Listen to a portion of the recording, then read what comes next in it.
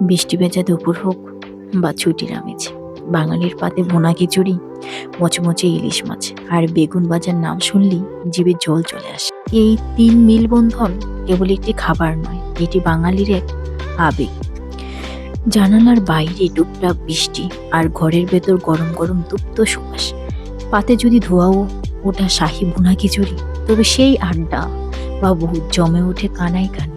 কিন্তু এই খিচুড়ির আসল মাহাত্ম্য পূর্ণতা পায় যখন তার সাথে যোগ দেয় রূপালি ইলিশের টুকরো আর নুন হলুদে মাখানো ভাজা বেগুন। কড়কড়ে করে ভাজা ইলিশ মাছের টুকরো যখন খিচুড়ির সাথে মিশে, তখন মনে হয় এর চেয়ে ভালো জুটি আর হয় না। মাছের টোলটুকু খিচুড়ির সাথে মাখিয়ে নেওয়াটা ভোজন রসিকদের কাছে এক পরম সুখ।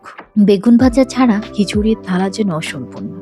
বাইরেটা মুচমুচে আর ভিতরটা একদম মাখনের মতো নরম। বেগুনের এই বিপরীত স্বাদে আনে ভিন্ন মাত্রা।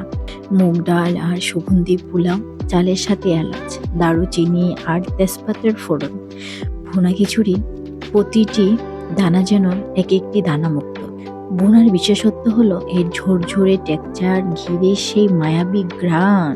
একটি মাটির থালায় সুন্দর করে হলুদ রঙের খিচুড়ি সাজিয়ে তার এক পাশে সর্ষের তেলে ভাজা মচমচে ইলিশ রাখুন, অন্য পাশে রাখুন লম্বা করে কাটা মাছ, বেগুন, সাথে যদি থাকে একটি কাঁচা লঙ্কা, এক টুকরো লেবু আর এক টুকরো পেঁয়াজ কুচি, তবে সেই স্বাদ অমৃতকেও হার মানাবে।